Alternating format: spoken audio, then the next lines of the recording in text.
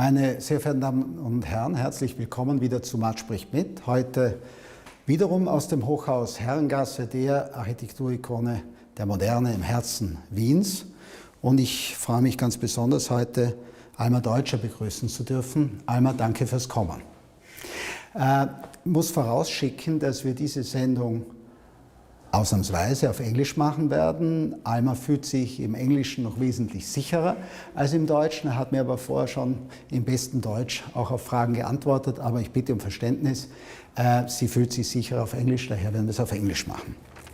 Wie immer in der Sendung eine kurze Einführung und ich mache das schon auf Englisch. I introduce you in English. In case that I say something wrong, you have the possibility to correct me. Alma Deutscher lives since 2018 in Vienna. She will receive the Europäische Kulturpreis in a gala ceremony in the Wiener Staatsoper on the 20th of October. And also your new piano solo album from my book of melodies will appear soon with Sonic Classical. Alma Deutscher is an English composer, a pianist and violinist. So again, thank you for coming. At age 6, she composed her first piano sonata. At age 7, she completed a short opera, The Sweeper of Dreams. We will talk about that later. Age 9, she wrote a concerto for violin and orchestra. And at the age of 10, her first full-length opera, Cinderella, followed. Cinderella had its European premiere in German, in Vienna, in 2016 under the patronage of famous conductor Zubin Mehta. At the age of 12, Alma Deutscher premiered her first piano concerto, and Alma will give her debut in the Carnegie Hall in December this year. The concert is dedicated to your own compositions, and you will also perform. No, you will play. And I think that's very impressive. The hall was sold out within 24 hours.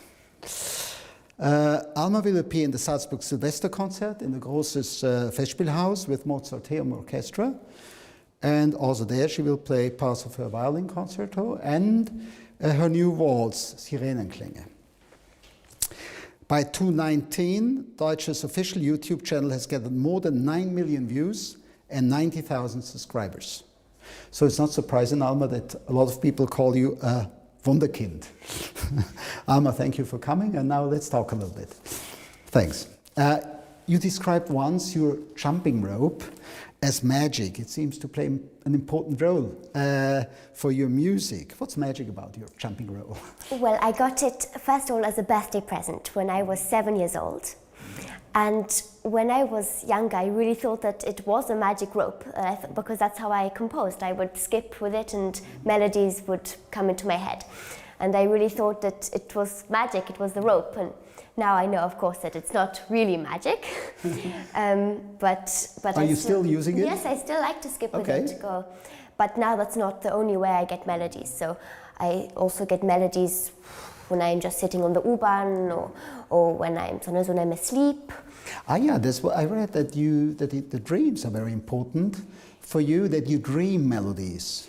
That has happened to me quite a few times, that I sleep and I'm dreaming, and then in my dreams I hear a melody and then I would wake up and write it down in the middle of the night. It's like with your first opera, I think, The Sweeper, even the title, The Sweeper of Dreams, so dreams were important there. But it does not really totally describe the process of composing, no? It is like my more starting point. Well, so the melodies, that's just the beginning, so that's actually the fun part. I can't decide, I can't command the inspiration to come to me, it just comes. Sometimes even when I don't want it to come.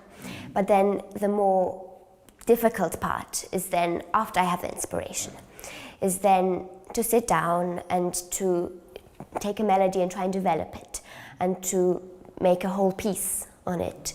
And then if it's for orchestra, to orchestrate it. That is the more difficult part. It's not only creativity, it is also discipline. Exactly, so that is the discipline part.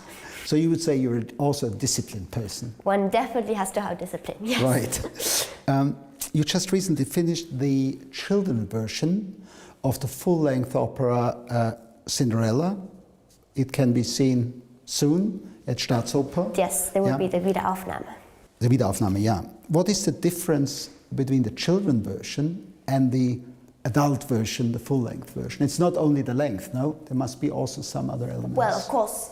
I mean, the adult, the version that I wrote first, that is of course much longer. That is full opera with choir and with big orchestra. It's more than 2 hours, and when I had to reduce it for the Staatsoper for the children, it was I really didn't want to have to get rid of some scenes. It really. So that must have been difficult. Yes, I couldn't bear to get rid of this or this, and I actually had to have quite a fight with Dominique Maillard. He's a wonderful person, but we really had to fight a little bit on how it would be, and then in the end we compromised that it would be 1 hour and 15 minutes.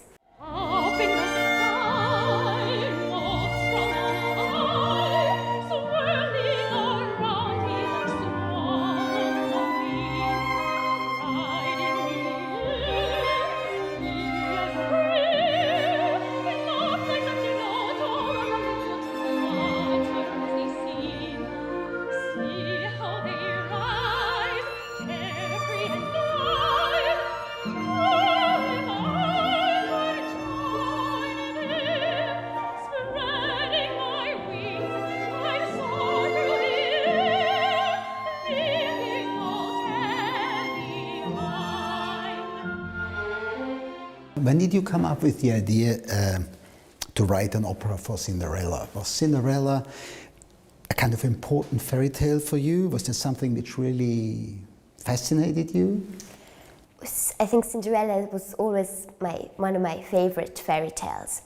And I like the stories when the girls triumph in the end.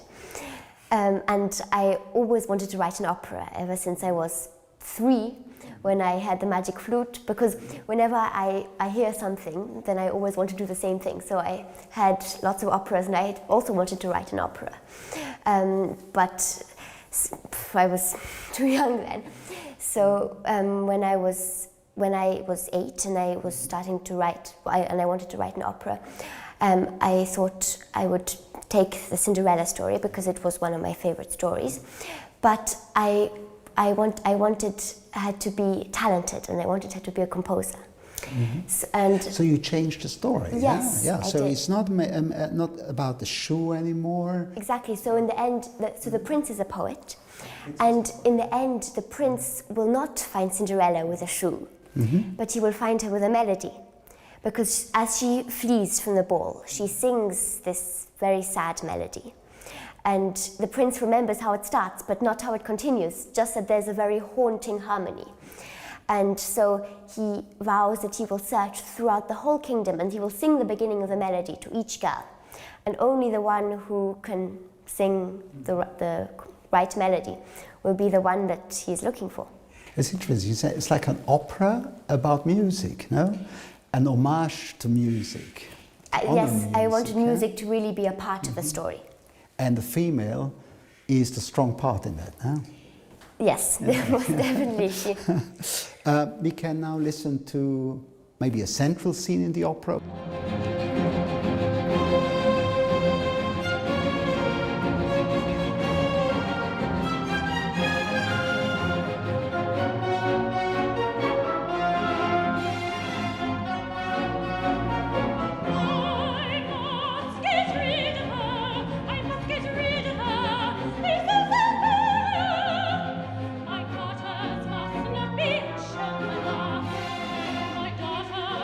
In which relation do you see music and the story, the narrative and the music?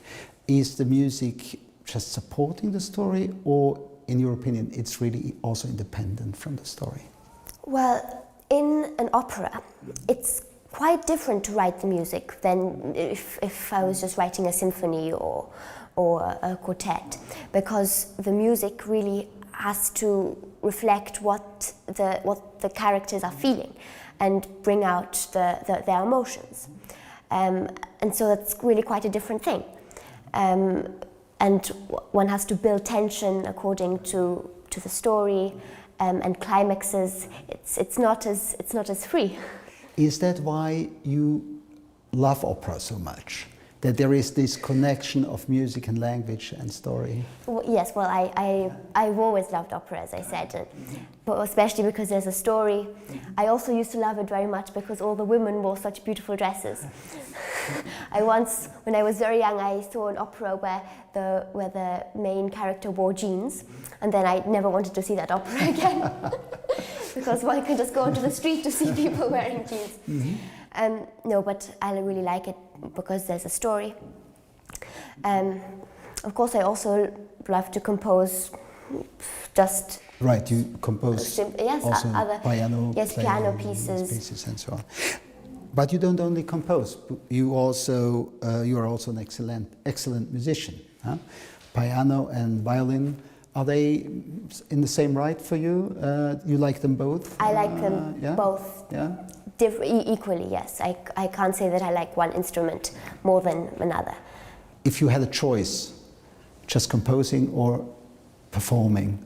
Composing, I will never ever, I could never give up composing, it just comes out to me.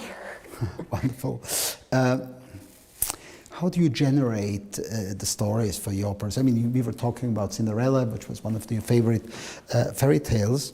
Can you also imagine to write your own libretto?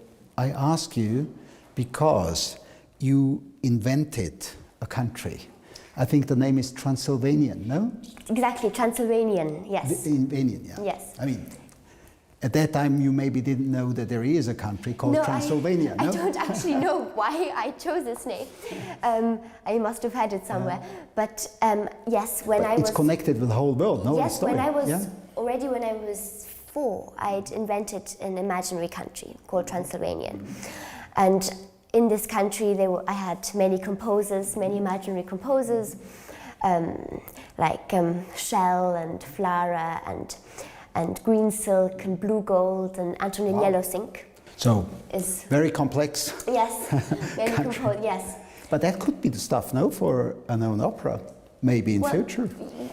Perhaps, I mean, lots of my inspiration comes from there. Quite often when I'm stuck and I'm composing a piece and I'm stuck for inspiration and I'm very tired, then I will just leave it a little bit and go outside for the inspiration, and then I will ask maybe Antonin Yellowsink, my imaginary composer, well, what would you do here? And quite often that actually helps. Then I come back with lots of inspiration. Mm-hmm. When did music come first into your life? Was there a special experience, something you remember? Well, I always had music ever since I was born. Mm-hmm. I remember when I was 3, I had a lullaby by Richard Strauss. And I loved it so much. It was so beautiful that I asked my parents, how can music be so beautiful? So that was ever since then I wanted to compose beautiful music. Yeah. What's your family background? Were your parents also close to the arts, to the music? And did they support you? Do they support you? Very much, yes. My parents are also musicians, not professional, but amateur musicians. So they have a high understanding of music. Yes, they love music. Yeah. And when we were younger, we would always play trio sonatas together. Oh, nice. And then at some point they stopped, they didn't want to do it anymore. But I even heard that your sister is also at least joining a gymnasium which is specialized on music, no? She just started going to school. Ah, okay. No, just started. Okay. So she's younger. Yes, she's 11. But she's also talented. Yes, she's also talented, and she also plays the violin and piano. Okay. How can we imagine your daily life? Because you don't go to school, you're taught by your parents at home and teachers. Is there any free time? Well, I try to always take some free time in the day where I can just go to the vineyards and get inspiration and just free my mind a little bit. But you are not, I think, computer games, iPhones, TV doesn't play a big part in your life. No, we don't have a television, and I don't have a computer or an iPhone or anything. But books are important. But books, I love reading books, yes, and I read many, many books. Is there any book let's say which you read in the last month, which is important for you, which you really like? I quite recently read The Count of Monte Cristo, which I loved. Was very exciting. You moved to Vienna just recently, last year, no? In 2018, you came to Vienna. Why Vienna instead of London? And what do you like about it? And what do you miss? Well, I love Vienna very much. I mean, I love the cafes, and I love the vineyards, and I love the people, and the palaces, and of course the music. Do you have more possibilities here in respect of your music and musical experiences than in London? Yeah. Of course, I mean, I can go for walks where Beethoven went for his walks. It's quite an amazing feeling. It's a very, very special thing. I mean, I think music is embedded everywhere here. And you work with institutions here, yeah, with the State Opera. Oh yes, yeah, yes. And also others. Your talent as a musician is already praised by a lot of authorities and stars like Simon Rattle, Subin Mehta, but also Anne-Sophie Mutter loves your work, which makes you certainly proud. But on the other hand, is it sometimes also like a burden, a pressure of trying to fulfill all the expectations of being really good? I try not to think about it that way. I mean, I try to do the best that I can, and to work hard and to do the best that I can. Not more, not less, and not to try and think of it as a burden, but it's incredibly exciting. It's a challenge more. It's a challenge which is exciting, and it's also, I mean, I travel and I give concerts. It's quite incredible. So you never have the feeling that people, in a way, don't take you so seriously because you are so young. Did you ever have this feeling? Well, when I was younger, I would get quite annoyed that I thought. I mean, 6 and 7. Yes, that people just thought, you know, I was sweet because I was a little girl, but they didn't take me seriously as a composer. And this would always annoy me a little bit in the beginning when people would just first see me. But then normally when we would start to work together and they would hear my music, then they would take me seriously. But it was still always something that I had to fight with. And now I actually think that people are really beginning to take me more seriously now. Right. Which is wonderful. It's a wonderful feeling. Is that also a reason why you didn't like so much this comparison with Mozart and the idea of Wunderkind, or?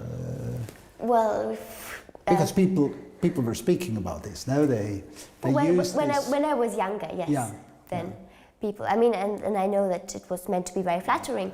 But I never really wanted to be another Mozart. So the advantage of growing up is also that you leave this idea of Wunderkind back. Exactly, and I think people really they're beginning to take my music seriously now, not just because of me, but to appreciate my music just regardless of my age, but because of the music. Right.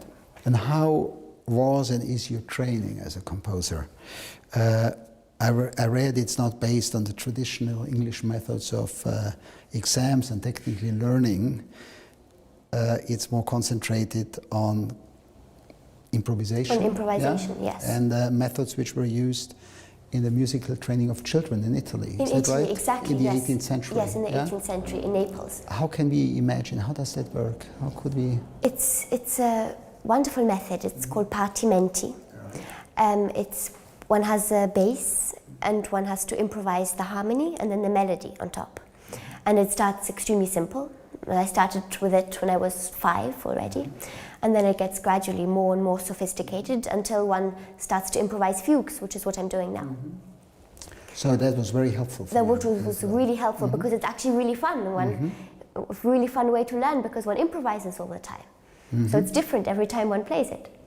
But are there some, how can I say, like musical heroes, composers you really adore and who are still influential for you? Well, I love Richard Strauss. I really love his music. And the romantics like Mendelssohn, Schumann? And of course Schubert, I love Schubert, too. Mendelssohn, Tchaikovsky, Dvorak,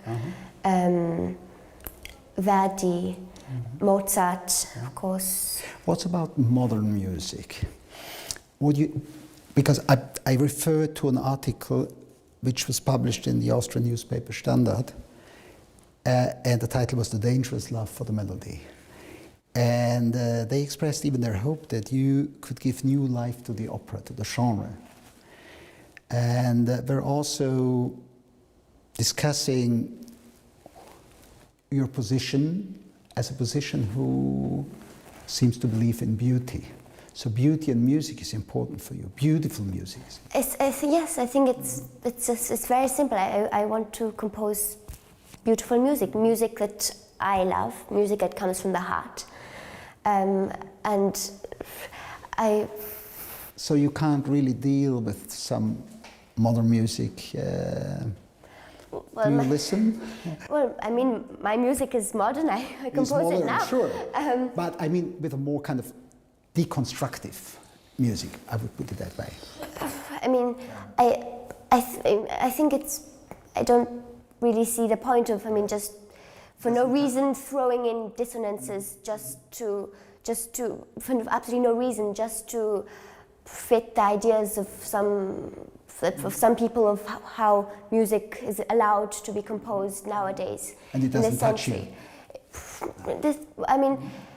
I don't go around telling other people how they should compose the music. So but you know what you do. So I think don't see why other people should tell me how I should compose. Right. I want to compose beautiful music that comes from my heart. I'm not also particularly interested in inventing a completely new language in music. I'm not so interested in the whole academic question in language. If I was writing a novel, then I would write a novel in English, or maybe when I'm a bit better, then in German. But I wouldn't try and invent a completely new style or language. Which maybe no one could understand. It's also a point. Exactly so. I think it's the same in music. I think what's important is to try and tell an interesting story in music, and take the listeners on a beautiful story, and write beautiful music. So yes, I think that's pretty simple. Right. 2012, you composed your first opera, The Sweeper of Dreams. The opera is based on Neil Gaiman's story, The Sweeper of Dreams, and the libretto comes from Elizabeth Eddington. Can you tell us a little bit more about this opera? I think it was a quite short opera, no, at that time, but there was also a story you really liked, and it's also a story about a strong girl. Yes, exactly. So it was a mini opera, only 15 minutes. Right. But exactly, I really liked it because it is about a girl who everything is against her in the beginning because she wants to get the job as a sweeper of dreams. And the three men who will give the job out, who will decide who gets the job. And everything is against her in the beginning because, of course, she's a girl. She's committed 2 crimes. So she's a child and she's a female. And so it looks very bad for her in the beginning, but then in the end she succeeds in convincing them because of her talent. And then in the end she succeeds. And I really like that story. It seems to be a little bit a story about yourself, no? At that time you were a child and you were a female and you succeeded. So was it a little bit autobiographical? I don't know. Well, I was very young then. Yeah, sure. I was very little. But now, but I like the story. Yeah. Maybe. I read somewhere that you play the piano with closed eyes. This is not true. That is not true. No. I can, but it's not the point. The point is to play musically and beautifully. No. But you wrote. You just wrote a piano play, no, something for piano. A piano album. A piano album, yes, that's very new. I just recorded it, and it will come out on the 8th of November. Yeah? Yes, it's all piano solo pieces. It's actually I chose one melody from each year of my life, so from 4 to 14. because I wanted to call it 10 years of melodies. I forgot that it was actually 11 years. But I still thought that it sounded interesting. I mean, one could see how the melodies developed, so from very young, and then how they got more sophisticated. It's also like a musical autobiography, no? Exactly. 11 years of your one can life. see the progress.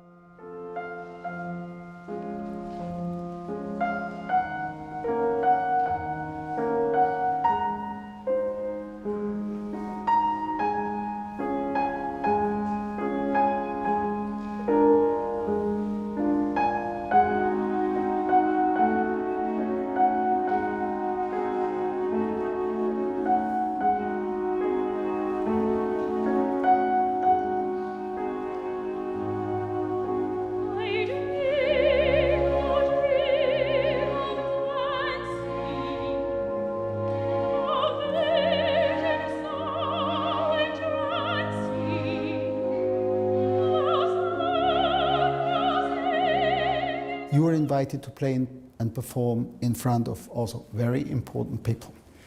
I think you even played in front of Putin, no? Mm-hmm. Yeah.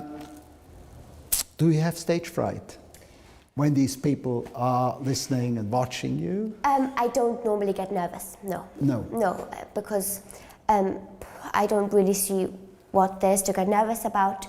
And anyway, I think the most important thing is to play musically and beautifully. So you're immediately concentrated when you start to play? When I start to play, I'm completely in the music, and then I don't think about anything else. You don't hear anything, nothing else, yeah. You don't have and to... that probably helps with nervousness. But you never had to train, that was... No, just... I naturally never had stage fright, which is quite useful. You were already extremely successful as a musician, as a composer. Were there any disappointments? Something which did not work out in the way you wanted it to work out? Well, there are always some little disappointments. I mean, there's sometimes that the things didn't sound exactly how I'd imagined them in my head. But then I would have to think to myself, well, why not? And then I would rewrite it or sometimes reorchestrate it until it did. But could one say that being a composer and being a musician fulfills, in a way, a dream? Was it somewhere like, this is the dream I want to live in? One has a dream, and one has to try one has to try and reach it. Right, but that's what you're doing. And that's what I'm trying to do. So where do you see yourself in, let's say, 10 years? Well, difficult to say, no? It's difficult to say. I'm really not sure but I'm sure I will be a composer. That's what I wanted to know, because someone you said my music will live forever. Yes. But you will also live for the music. I would want to try and bring music to people who do not normally listen to classical music. That is one of my dreams. So my last question is, do you already know what comes next? Is there any theme you're interested in where you think that could be my next opera, or that I want to work on that? Well, the Salzburg Landestheater, they want to commission a completely new opera from me, which is very exciting. It will be a lot of work too, and I'm still working on ideas for a story. And I already have some melodies that I would like to use. But I can't give anything yet away because nothing is yet settled. What do you think? When can we experience the debut of that opera? Of the opera? Well, perhaps in 2 years' time, and then maybe if not, then in 3 years' time. Okay. So I hope you invite me. I will, that most I definitely. can listen and see it. And Alma, thank you very much for the talk and for coming very fun here to the studio. Thanks. That's fine.